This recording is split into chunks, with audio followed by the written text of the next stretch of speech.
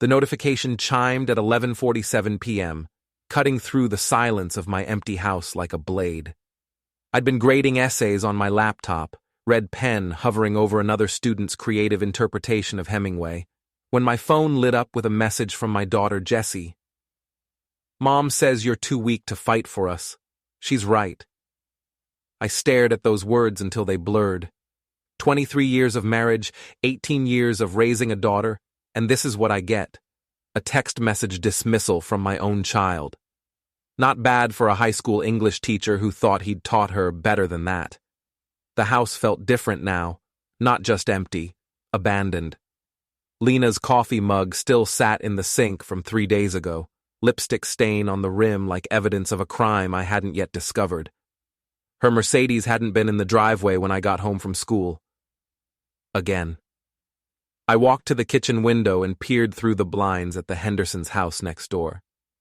Their lights were off, but I could imagine them whispering over their morning coffee tomorrow. Poor Jim. His wife's always working late these days. Bet she's not really working. The neighbors weren't wrong. Corporate lawyers don't typically need to work until midnight 5 nights a week, especially not ones who've made partner at Morrison Kemp and Associates. Lena had been pulling these hours for months, coming home with that particular glow that had nothing to do with legal briefs and everything to do with someone else's hands on her body. My phone buzzed again. Another text from Jessie. She deserves better than this dump. This dump. I looked around the kitchen I'd renovated myself 2 summers ago, the hardwood floors I'd refinished, the crown molding I'd installed while Lena complained about the noise. This house might not be the mansion in Riverside Heights that Lena coveted, but it was mine. We'd bought it when she was still a junior associate, and I was coaching debate team for extra money. I poured myself 3 fingers of bourbon and sat back down at the kitchen table. The essays could wait. Hemingway would understand. He knew something about wives who strayed and the particular kind of pain that comes with being replaced. The front door opened at 12:23 a.m. I heard her heels clicking across the hardwood, the sound sharp and deliberate. Lena appeared in the kitchen doorway, still in her charcoal suit, hair slightly mussed despite her best efforts. "You're up late," she said, not meeting my eyes. "Grading papers. You know, teacher stuff." I gestured at the stack of essays. "Nothing as important as whatever kept you at the office until midnight." She moved to the refrigerator, opened a bottle of wine. "The Morrison case is complicated. You wouldn't understand. Try me. I may just teach high school English, but I can follow along with basic concepts." Lena turned, wine glass in hand, and gave me that look, the one that said I was being unreasonable, that my concerns were beneath her notice. "Jim, I'm tired. Can we not do this tonight?" "Do what? Ask my wife where she's been?" "I told you, work." "Right, work." I took a sip of bourbon, let the burn settle in my throat. "How's the gym membership working out?" Something flickered across her face. Just for a second, but I caught it. "What gym membership?" "The one you signed up for 3 months ago, you know, around the same time you started working these late hours." "I don't know what you're talking about." But she did. I could see it in the way her fingers tightened around the wine glass, the way her shoulders tensed. Lena had always been a good lawyer, but she was a terrible liar when it came to personal matters. "Jessie texted me tonight," I said. "She's upset about the college application process. The stress." She called me weak. Lena set down her wine glass, finally looked directly at me. "Jim, if you're feeling insecure about your career choices, that's something you need to work through. But don't drag Jessie into your midlife crisis." Midlife crisis. As if wanting to know where my wife spent her evenings was some kind of psychological breakdown. As if 23 years of marriage didn't earn me the right to ask questions. "I found your gym bag," I said quietly. The color drained from her face. "What gym bag?" "The one you left in the hall closet, pink and black, brand new. Still had the tags on it." I leaned back in my chair, watched her process this information. Funny thing about that bag, Lena. It was empty except for a burner phone. Before we dive deeper into this story, I have one small request. Please subscribe, drop a like, comment, and hit that hype button to boost this channel so more people can discover these incredible Reddit stories. She didn't deny it, didn't try to explain, just stood there, wine glass trembling in her hand. I didn't look at the phone, I continued. Figured that would be an invasion of privacy.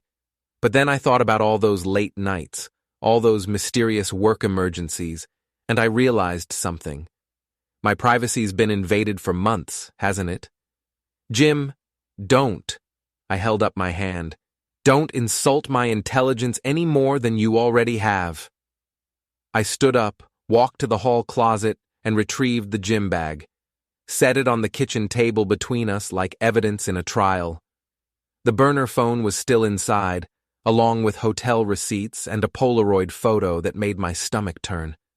Lena in a hotel room, arms wrapped around a man I didn't recognize. Younger than me, muscled, with the kind of confident smirk that said he knew exactly what he was taking from me. His name's Gareth, she said finally. He's a personal trainer at Elite Fitness. How long? Jim, please. How long, Lena? 4 months. 4 months. 4 months of lies, of coming home to kiss me goodnight with his taste still on her lips. 4 months of me making dinner for two and eating alone. 4 months of wondering what was wrong with me, why my wife seemed so distant, so dissatisfied. Are you in love with him? She looked away. It's complicated. No, it's not. It's actually pretty simple. You're either in love with your husband or you're in love with your personal trainer. There's no complicated middle ground here. You don't understand the pressure I'm under at work.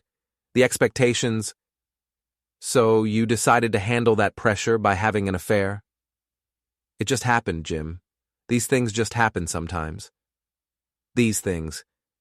As if adultery was like catching a cold, something that just happened to you without any choices involved. I picked up the photo, studied it more closely. They were in a hotel room, all right. The Riverside Inn, based on the distinctive wallpaper. Not exactly a 5-star establishment, but it had the advantage of being discreet. Cash only, no questions asked. Does Jessie know? Of course not. But she knows something, hence the text about me being weak. Lena sighed, sat down across from me. She knows we're having problems. She's not stupid, Jim. She can see that we're not happy. We're not happy, or you're not happy? Both. I was happy. I was happy until I found out my wife was having an affair. Were you really? Were you really happy coming home to this house every day, grading papers, teaching the same lessons you've been teaching for 15 years? The question hit harder than I expected. Because the truth was, I had been happy. Maybe not ecstatic, maybe not living some grand adventure, but content. I liked my job, liked my students, liked the rhythm of our life together. I thought she did too. I guess I was naive, I said. Jim, I never meant for this to happen, but Gareth makes me feel alive again. He makes me feel like I'm more than just a suburban wife married to a high school teacher. There it was. The truth she'd been dancing around for months. I wasn't enough for her. My job wasn't impressive enough. My ambitions weren't grand enough. My life wasn't exciting enough. So what happens now? I asked. I don't know. Are you leaving me for him? I don't know. Are you going to stop seeing him? She hesitated too long before answering. I don't know. I nodded, finished my bourbon. Well, when you figure it out, let me know. I'll be here, grading papers and living my boring little life. I started to leave the kitchen, then turned back. One more thing, Lena. Next time you want to have an affair, maybe don't leave the evidence lying around where your boring high school teacher husband might find it. We may not be as sophisticated as corporate lawyers, but we're not completely stupid. She was crying when I left the room, but I didn't look back. I had essays to grade, lessons to plan, and apparently a marriage to figure out how to save or end. The bourbon helped me sleep that night, but it didn't help with the dreams. I dreamed about hotel rooms and Polaroid photos and text messages from daughters who thought their fathers were weak. When I woke up the next morning, Lena was already gone. Her side of the bed hadn't been slept in. Vince's tavern sat on the corner of 5th and Main like a monument to better times, when this neighborhood was full of families instead of empty storefronts and payday loan places. The neon sign flickered between open and ope, which seemed fitting for a place where half the conversations were incomplete thoughts lubricated by whiskey. I pushed through the heavy wooden door at 4:15 p.m., school day officially behind me. The familiar smell of cigarettes and disappointment hit me like a warm embrace. 3 regulars hunched over their drinks at the bar, and Vince looked up from polishing glasses with the kind of smile that said he knew exactly why I was there. "Jimmy boy," he said, setting down a rocks glass and reaching for the bourbon without being asked. "You look like someone ran over your dog. Worse, someone ran over my marriage." Vince poured 3 fingers of Maker's Mark and slid it across the scarred wooden bar. Vincent Kowalski had been tending bar here for 12 years, but before that, he'd spent 15 years as a detective with the city police. He had the kind of face that encouraged confessions, weathered, understanding, completely without judgment. "Lena? Found her gym bag last night. Burner phone, hotel receipts, the works." "Damn." Vince shook his head. "I always liked Lena, but I figured something was up. She hasn't been in here with you for what, 6 months? 4 months. That's how long the affair's been going on. You sure about that timeline?" I pulled out my phone, showed him the photo I'd taken of the hotel receipts. First one's dated 4 months ago. Last one was 3 days ago. Vince studied the receipts with the methodical attention of someone who'd spent years building cases from small details. Riverside Inn. Classy. Nothing but the best for my wife's midlife crisis. "What's the guy's name?" "Gareth something. Personal trainer at Elite Fitness." "Elite Fitness." Vince's expression darkened. "That place is trouble, Jimmy. Bunch of rich housewives and their boy toys. The owner's got connections to some unsavory people." "What kind of connections?" "The kind that make problems disappear, but that's not your concern right now." He leaned against the bar, gave me the look I remembered from our college days when he was trying to talk me out of some stupid decision. "What are you planning to do?"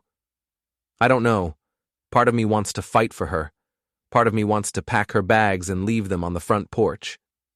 "And the other part?" I took a long sip of bourbon, felt it burn away some of the anger that had been building all day. "The other part wants to make them both pay for what they've done to me." Now we're getting somewhere. Vince set down his towel, leaned closer. "You want my advice? That's why I'm here. Don't do anything stupid. Don't key his car. Don't show up at the gym making threats. Don't post angry rants on social media. That stuff feels good in the moment, but it just makes you look like the crazy ex-husband. So what do? You think like a chess player instead of a boxer. You plan 3 moves ahead. You use their arrogance against them." "Their arrogance?" "Jimmy, your wife's a corporate lawyer. She thinks she's smarter than everyone else in the room, especially you. And this trainer guy? He's probably used to dealing with weak, desperate husbands who either roll over or make empty threats. Neither of them expects you to actually fight back intelligently." I considered this. Lena did have a tendency to underestimate people she considered beneath her intellectual level, and I'd seen enough high school drama to know that bullies rarely expected their victims to have actual plans. "What kind of fight are we talking about?" "The legal kind, the social kind, the kind where you use the system instead of fighting against it." Vince refilled my glass. "Your wife's having an affair. In this state, that matters in divorce proceedings. It matters a lot." "I don't want a divorce." "Maybe not. But you want leverage. You want her to know that there are consequences for treating you like garbage." The door chimed, and 2 more regulars walked in, nodding at me and Vince before settling into their usual spots. The afternoon crowd at Vince's was predictable. Working guys who needed a drink before facing whatever waited at home, retirees with nowhere else to go, and the occasional broken husband looking for advice from a bartender who used to solve crimes for a living. "Tell me about this trainer," Vince said. Gareth something. Young, muscular, cocky. The kind of guy who probably calls women baby and thinks it's charming. Age? Maybe 30, 35 at most. So he's got 15 years on you, but your wife's got money and connections. What's he getting out of this besides the obvious? I hadn't thought about that. What do you mean? I mean, guys like that usually have an angle.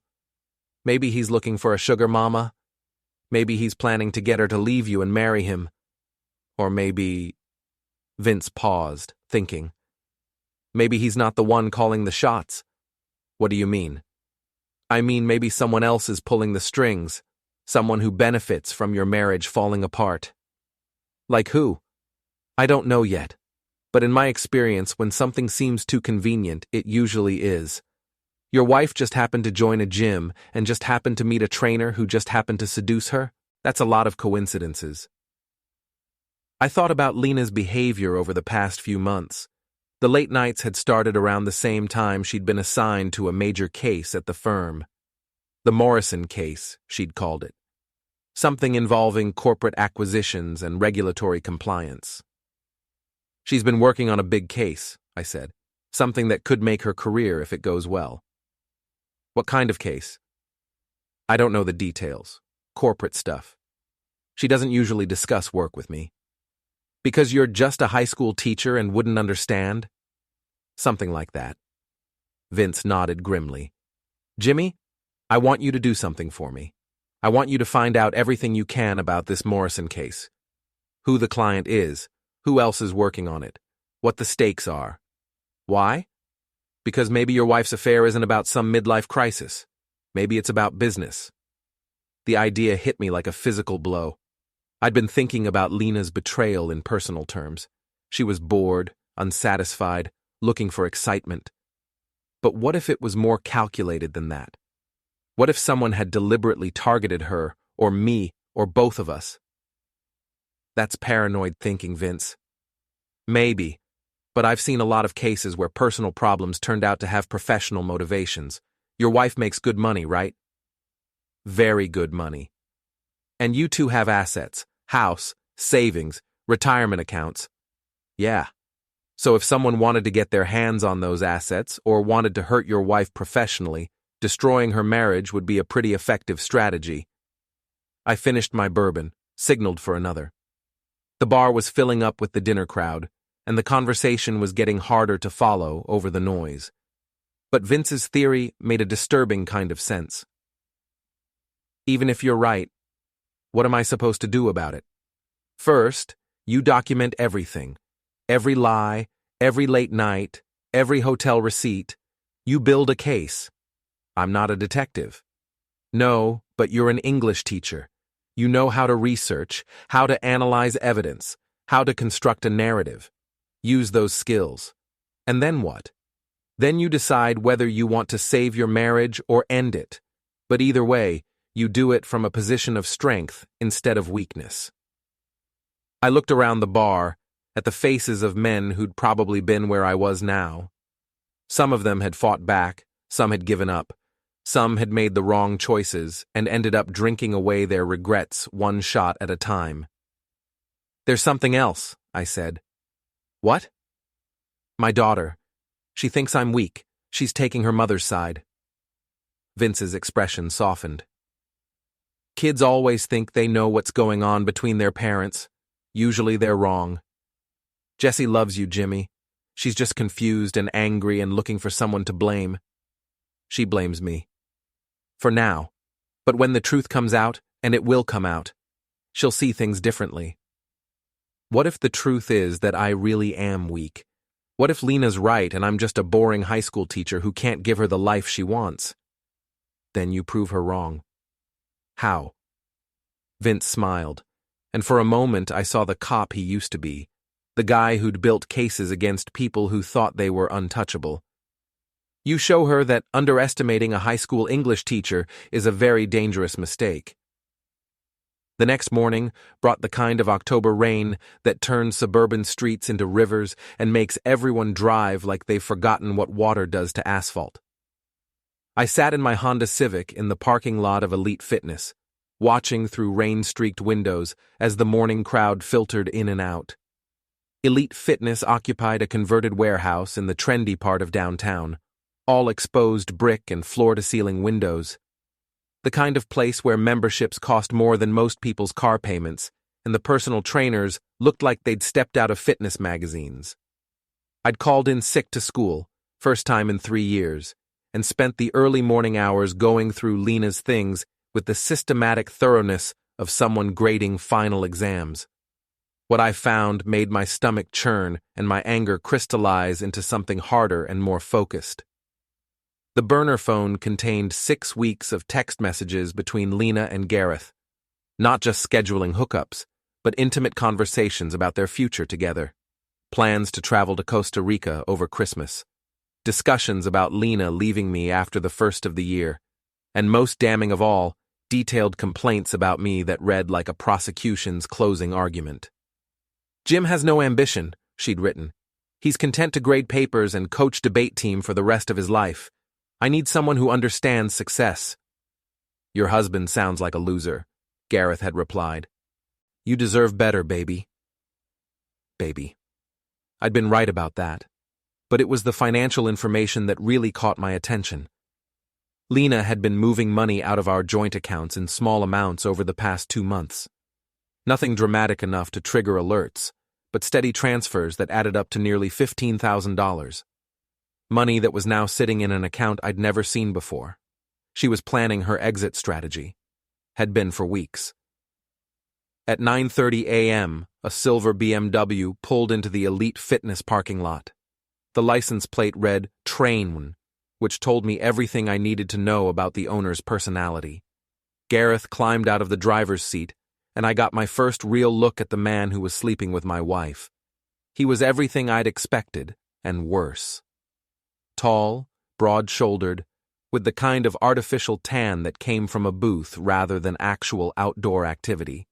He wore a tight-fitting shirt that showcased his arms and the kind of confident swagger that said he'd never met a problem he couldn't solve with charm or muscle. I watched him walk into the gym, then waited another 10 minutes before following. The interior of Elite Fitness was as pretentious as the exterior suggested.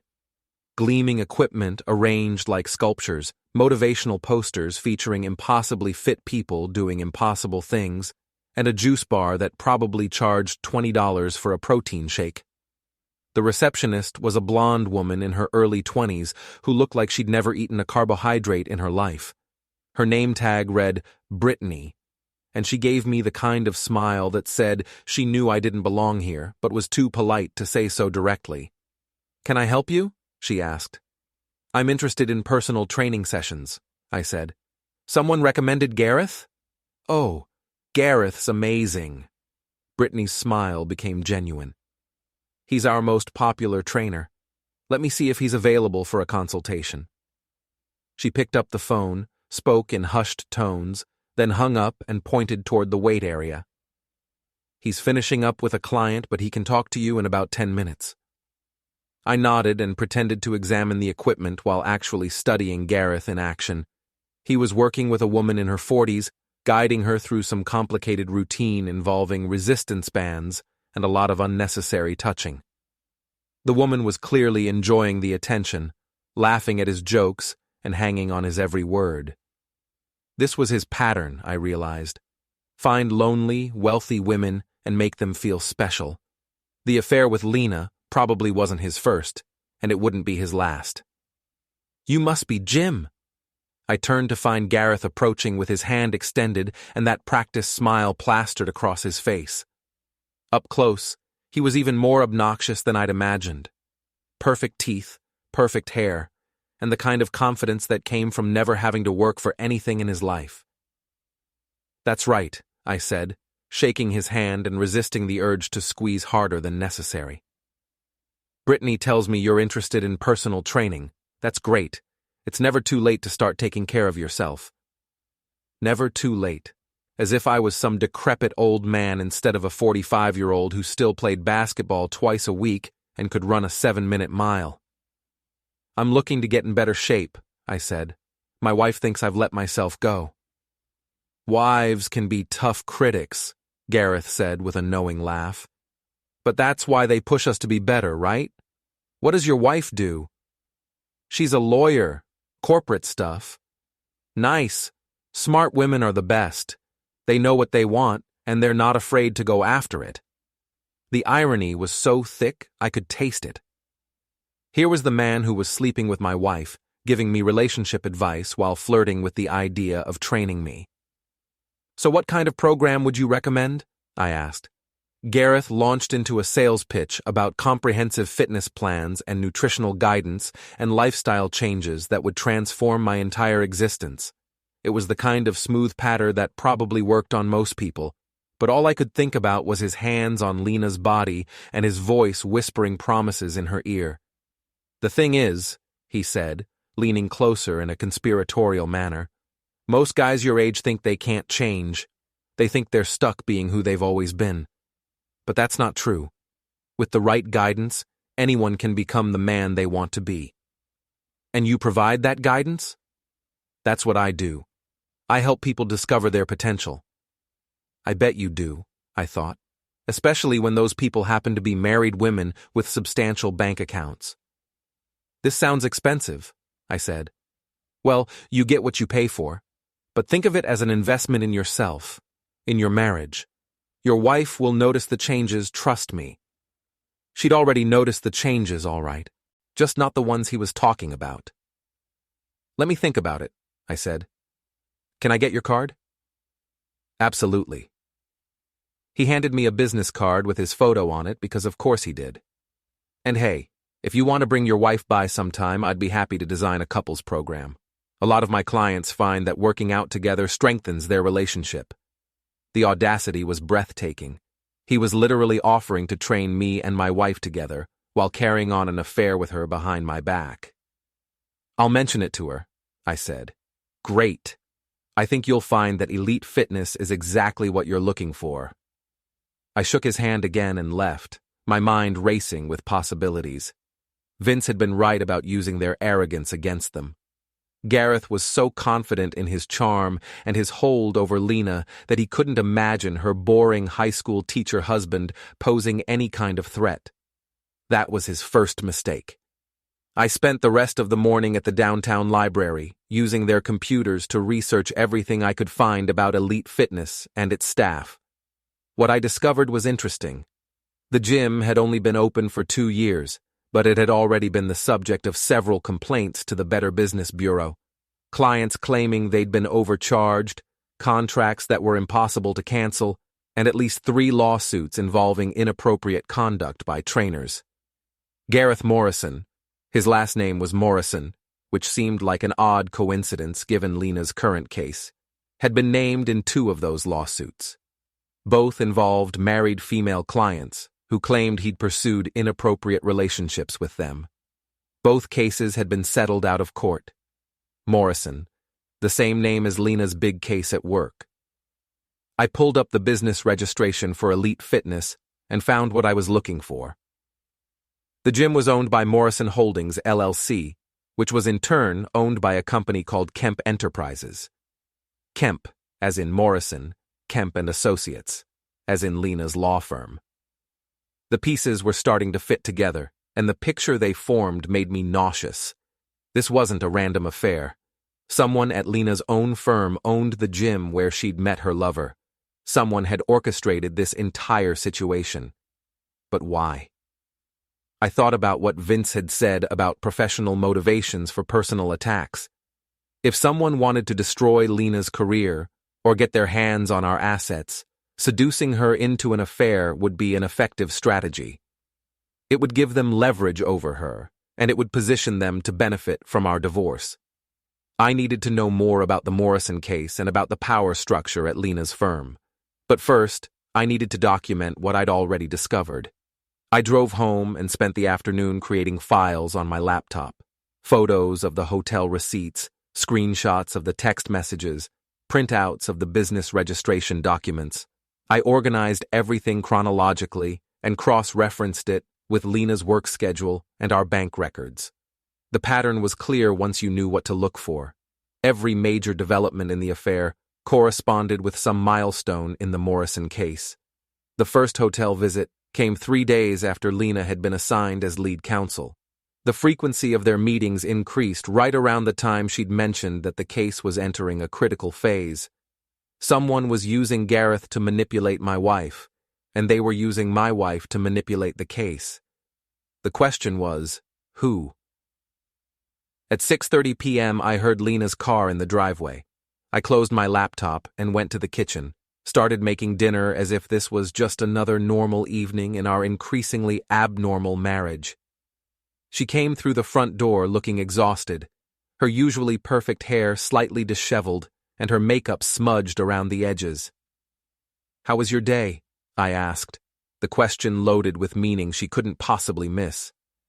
"Long," she said, not meeting my eyes. "The Morrison case is getting complicated." "What kind of complicated?"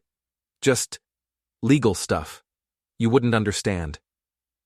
There it was again. The casual dismissal that had become her default response to any question about her work or her life outside this house. "Try me," I said. "I might surprise you." She looked at me then, really looked at me, and for a moment I saw something that might have been guilt or fear or regret. "Jim, are we going to be okay?" The question caught me off guard. After months of lies and deception, after 4 months of betrayal, she was asking if we were going to be okay.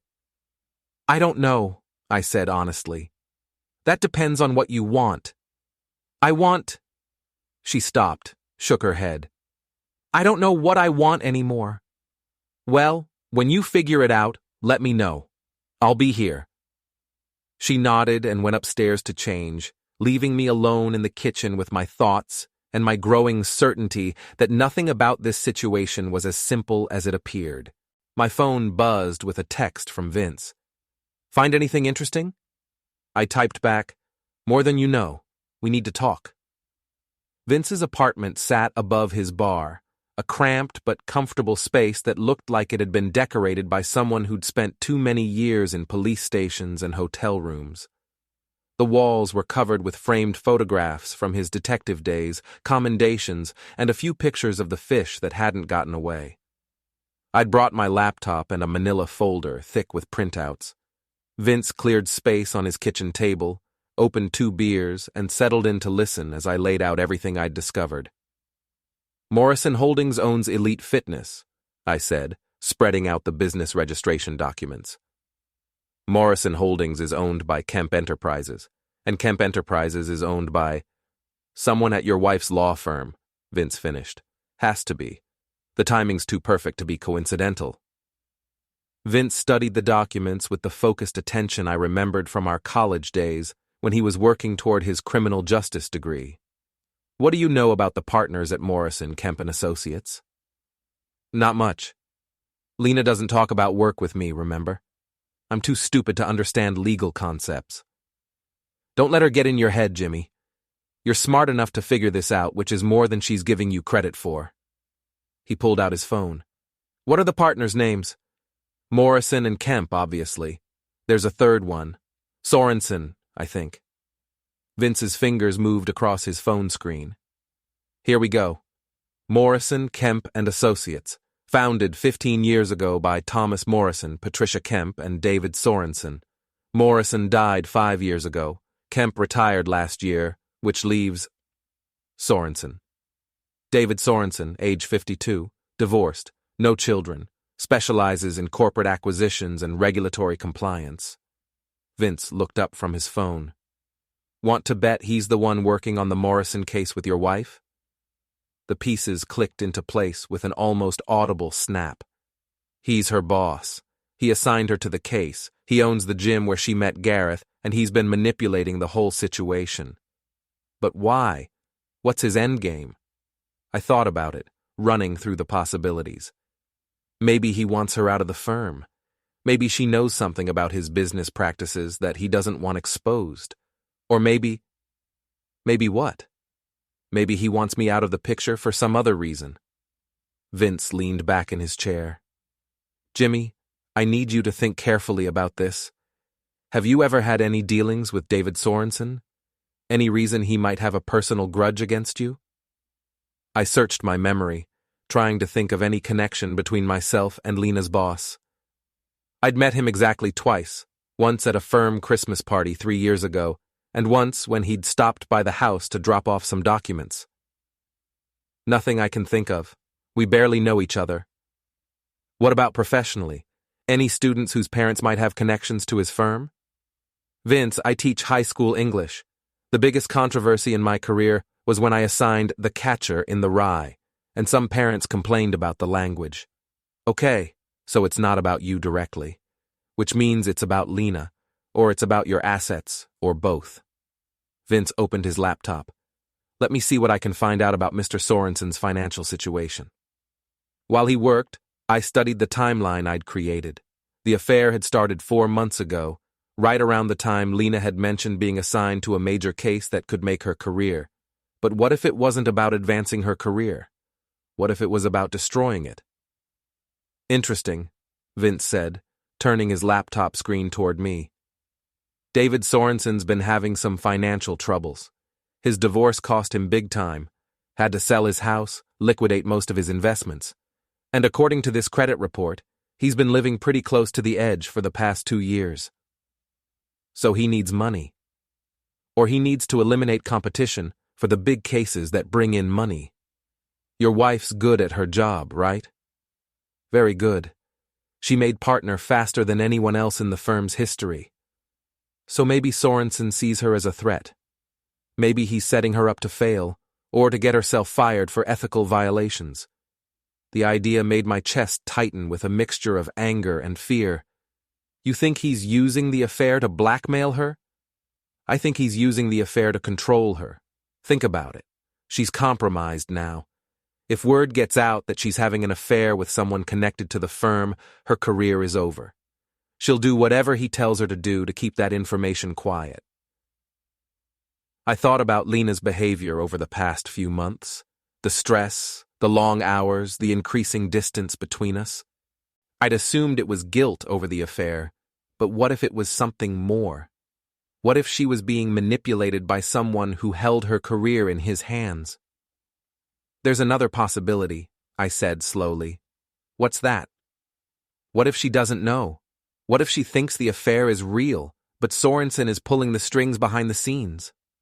Vince nodded. That would make sense. Gareth seduces her, makes her feel special, convinces her to leave her boring husband.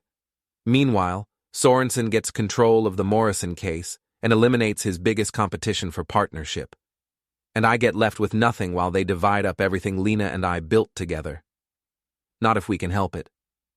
I looked at my friend, this ex-cop who'd become a bartender but still thought like someone who solved crimes for a living. What do you have in mind?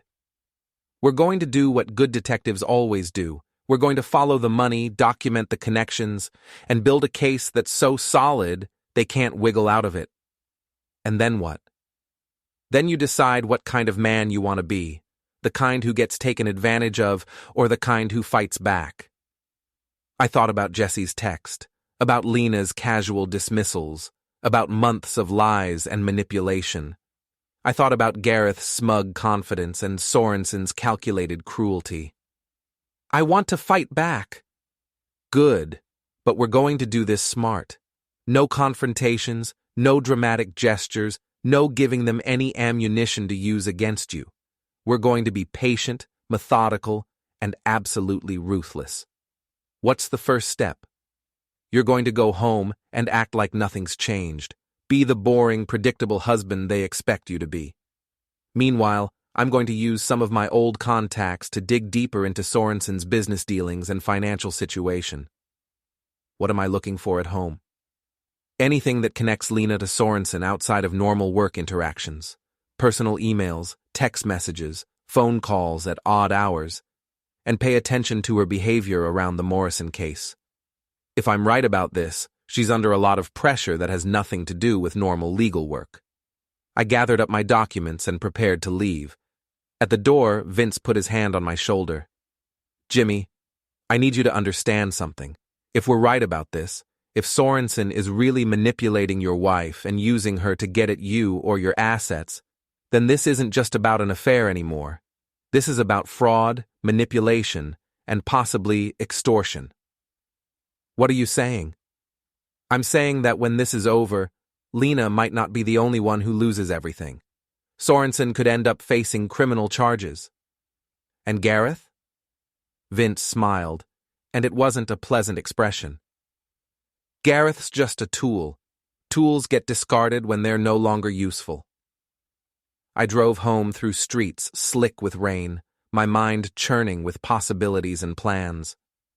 For the first time in months, I felt like I had some measure of control over my situation. I wasn't just the betrayed husband anymore. I was someone with information, with allies, and with a plan. Lena's car was in the driveway when I got home, but the house was dark except for a single light in the kitchen. I found her sitting at the table with a glass of wine and a stack of legal documents, looking more exhausted than I'd ever seen her. Working late again? I asked. The Morrison case is falling apart, she said without looking up. Everything we've worked for, all the research, all the preparation, it's all going wrong. What kind of wrong? The kind that ends careers. She looked up at me then, and I saw something in her eyes that I hadn't seen in months. Vulnerability. Fear. The kind of desperation that made people do things they'd never thought themselves capable of. Jim, she said quietly, if something happens to me, if I lose my job or get disbarred, what would you do? What do you mean? Would you stand by me? Would you help me figure out how to start over? The question hung in the air between us like a challenge. Here was my wife, who'd been cheating on me for 4 months, asking if I'd support her through whatever crisis was destroying her career. The old Jim, the weak Jim that Jesse had texted about, would have said yes immediately, would have promised to stand by her no matter what, would have offered comfort and support and unconditional love. But I wasn't that Jim anymore. I don't know, I said. That depends on what you've done and whether you're willing to tell me the truth about what's really going on. She stared at me for a long moment, as if seeing me clearly for the first time in months. I don't think you'd understand, she said finally. Try me. I might surprise you. But she just shook her head and went back to her documents, leaving me standing in the kitchen with the growing certainty that everything was about to change. The courthouse steps were slippery with morning frost, and I could see my breath in the October air as I climbed toward what would either be my vindication or my complete humiliation. 3 weeks had passed since my conversation with Vince in his apartment. 3 weeks of careful investigation and meticulous planning. What we discovered was worse than I'd imagined. David Sorensen hadn't just been manipulating Lena's affair, he'd been systematically destroying the Morrison case from the inside, setting her up to take the blame for what would be the biggest legal malpractice scandal in the city's history. The Morrison case involved a corporate acquisition worth $200 million, and Sorensen had been feeding information to the opposing side while making it look like Lena's incompetence was responsible for their legal strategy falling apart. The affair with Gareth was just the leverage he needed to keep her quiet when she started asking questions. But Sorensen had made one crucial mistake. He'd underestimated the boring high school English teacher who'd been married to his target for 23 years. I pushed through the heavy glass doors of the courthouse and made my way to the family law division. The hallway was crowded with lawyers, clients, and the walking wounded of domestic relations court. I spotted Lena immediately. She was standing near the courtroom door with her attorney, a sharp-faced woman named Rebecca Chen, who specialized in high-asset divorces. Lena looked terrible. She'd lost weight over the past few weeks, and her usually perfect appearance was showing cracks around the edges. Her suit was expensive but wrinkled, Her makeup couldn't quite hide the dark circles under her eyes, and her hands shook slightly as she reviewed the documents her lawyer had prepared. She was about to ask for everything: the house, 70% of our savings, substantial alimony, and full custody of Jessie. Her lawyer had sent me a settlement offer that would have left me with barely enough money to rent a one-bedroom apartment and visit my daughter every other weekend. The old Jim would have signed it just to make the pain stop, but the old Jim was gone. Mr. Patterson? I turned to see a tall, distinguished man in an expensive suit approaching with his hand extended. This was Michael Torres, the attorney Vince had recommended, a former prosecutor who'd made his reputation destroying white-collar criminals. "Ready for this?" Torres asked. "More than ready." We entered the courtroom together, and I took my seat at the defendant's table. Across the aisle, Lena glanced in my direction once, then quickly looked away. She'd been avoiding me for weeks, staying at hotels or working late at the office, communicating only through her lawyer. Judge Patricia Walsh took the bench at exactly 9 a.m.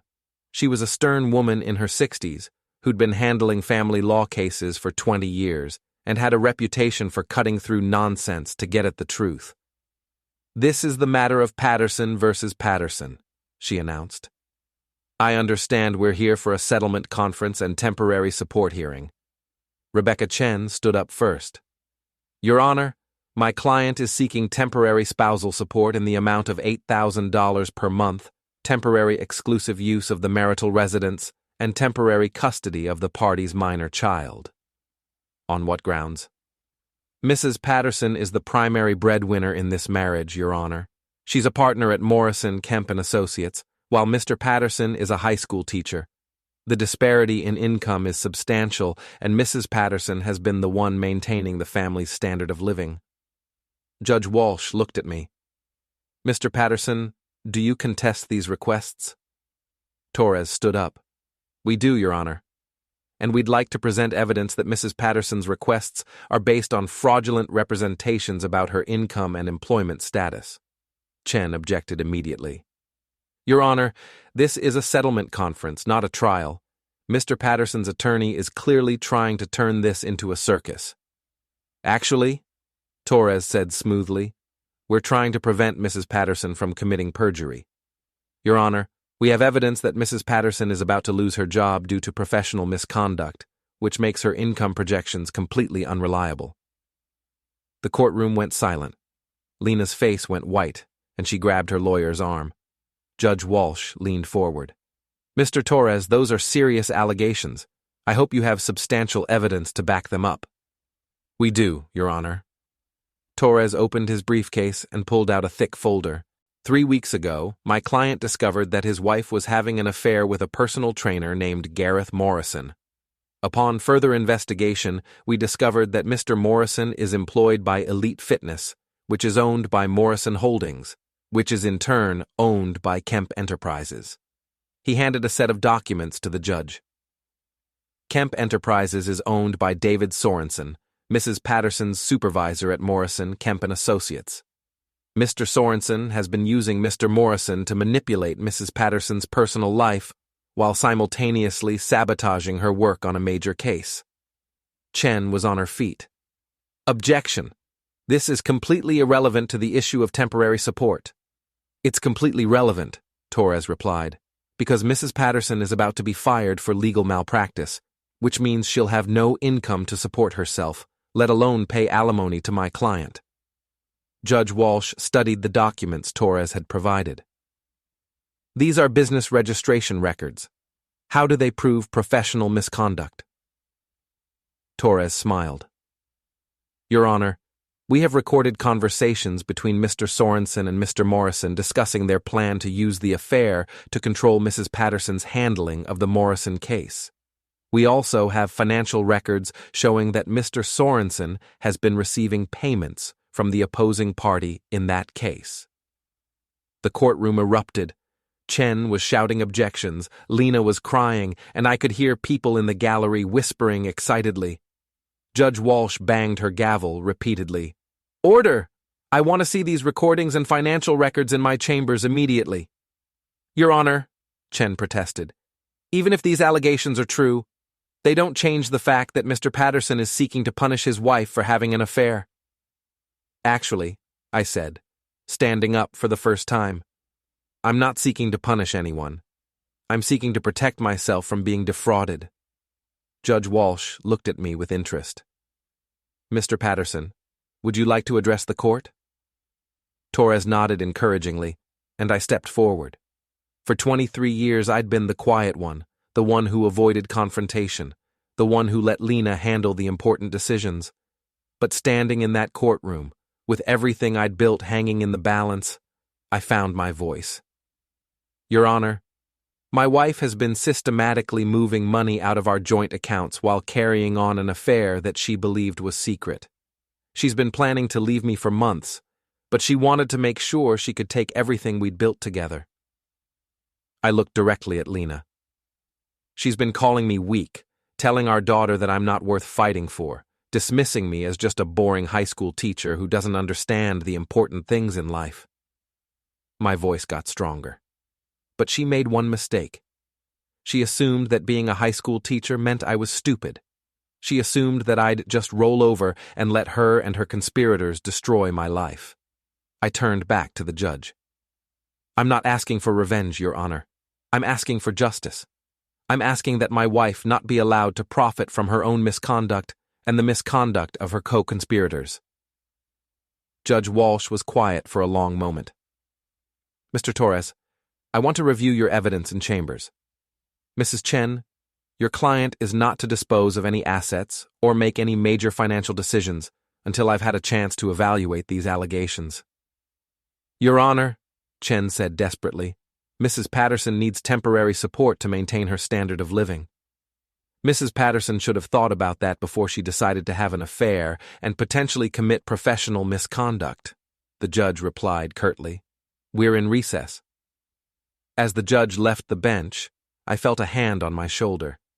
It was Vince, who'd been sitting in the back of the courtroom. Not bad for a teacher, he said with a grin.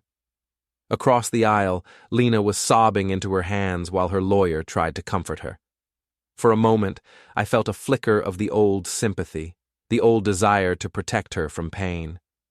But then I remembered the hotel receipts, the burner phone, the months of lies and manipulation. I remembered Jesse's text about me being weak, and Gareth's smug confidence, and Sorensen's calculated cruelty.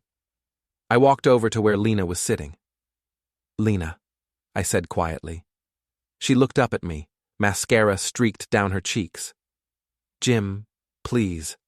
You don't understand what they made me do. I understand perfectly. You chose to have an affair. You chose to lie to me for months. You chose to move our money into secret accounts and plan your exit strategy. But David threatened my career if I didn't. You chose to let him threaten you, instead of coming to me for help. You chose to believe that your boring high school teacher husband was too weak and too stupid to stand up for you. She reached for my hand, but I stepped back. You were wrong about me, Lena, and now everyone's going to know it. I turned and walked away, leaving her crying in a courthouse hallway while her world fell apart around her. Outside, Torres was waiting with a satisfied expression. The judge is going to rule in our favor, he said. Sorensen's finished, your wife's career is over, and you're going to walk away with everything. What about Gareth? Gareth's just a tool. He'll probably leave town once this all comes out. I looked back at the courthouse, thinking about the woman I'd been married to for 23 years and the life we'd built together. It was over now, all of it, but I'd made sure it ended on my terms instead of theirs. Not bad for a teacher, I said to myself, and walked away into the October morning, finally free.